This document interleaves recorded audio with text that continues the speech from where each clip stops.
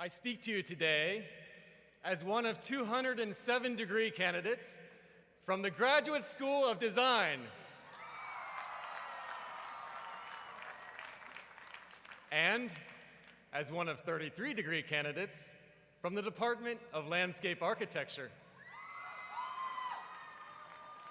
Despite the fact that Harvard's Department in Landscape Architecture is the oldest at any university, I've found during my time here that most people have little idea of what we study.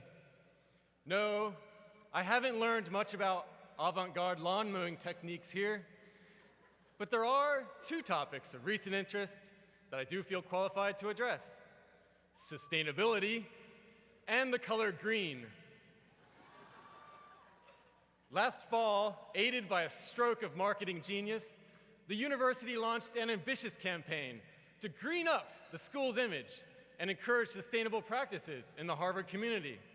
An abundance of flyers was circulated, t-shirts and mugs were minted, and on a crisp October afternoon, Al Gore himself gave his blessing to the cause, surrounded by banners declaring, "Green is the new crimson."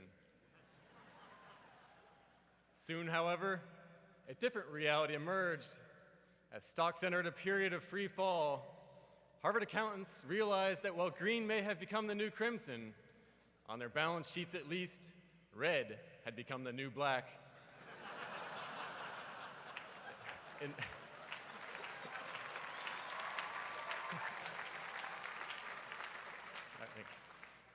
the gloom of last winter, the general optimism surrounding sustainability seemed challenged, and a series of questions emerged, including the difficult realization that some of the things we are trying to sustain may, in fact, in the end, be unsustainable. The word sustainability itself implies preserving the status quo. But if the events of the last year have taught us anything, it is that despite our best efforts, the world will always change around us.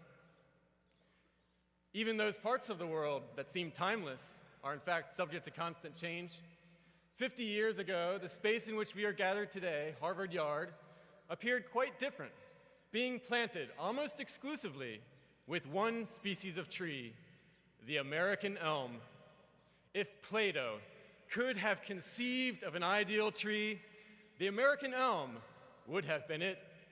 Its seeming perfection as a specimen led to its planting, and by extension, overplanting, not only throughout Harvard's campus, but on almost every main street in America. But the days of the elm's dominance were numbered. Starting in the 1950s, the elms in Cambridge began to die, first slowly, then in massive numbers. Dutch elm disease had infected the trees, and the fact that the elms were a monoculture, all susceptible to the same pathogen, only encouraged the spread of the fatal plague. Having deemed the elms trees too iconic to fail, Harvard launched an innovative and costly campaign to preserve the elms. But the deaths continued. Leafy Harvard Yard risked becoming totally denuded unless administrators and alumni allowed themselves to conceive of the yard planted in some other way. Clearly, the elms could not be sustained. With the advice of professors from our Graduate School of Design, the yard you see planted today is a small reminder, not of sustainability, but of resilience. Resilience in this context is a usage I borrow from Christina Hill, a prominent alumna of the design school, who suggests that to confront the monumental challenges of the coming century, whether they be design problems, environmental problems, economic problems, public health problems, we need to conceive of and design not necessarily sustainable systems and solutions, but resilient ones. Resilience implies a measure of adaptability and an ability to spring back, but it also implies something more. It implies the ability to spring back to a better condition, a more beautiful condition. Sometimes the only wrong answer to a problem is to keep doing what we've been doing. In the case of the yard, to plant more elms. In response to the elm crisis, we are surrounded today not by a monoculture, but by majestic red oaks, delicate honey locusts, and graceful coffee trees. 2 months ago, these maples planted near Memorial Church bore spring's first blooms, crimson ones, of course.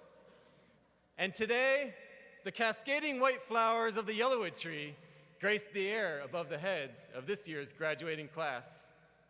And among this chorus of trees, there yet still remain a few ancient elms whose chances of survival are greatly increased when surrounded by a diversity of neighbors. Admittedly, at times, I would like to have seen the structured order of the elegant elms in the yard, but I know that it is in nature's genetic diversity that nature finds its ability to change and evolve in response to conflict and catastrophe, and that ultimately from this diversity that nature finds its strength.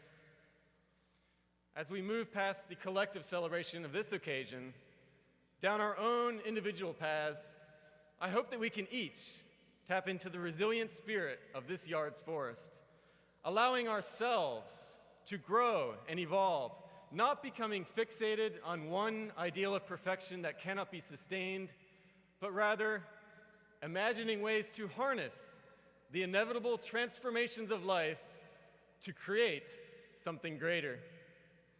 It is my belief that if we do this, we will each flower in our own time and in our own way. And when we do, it'll be an incredible sight.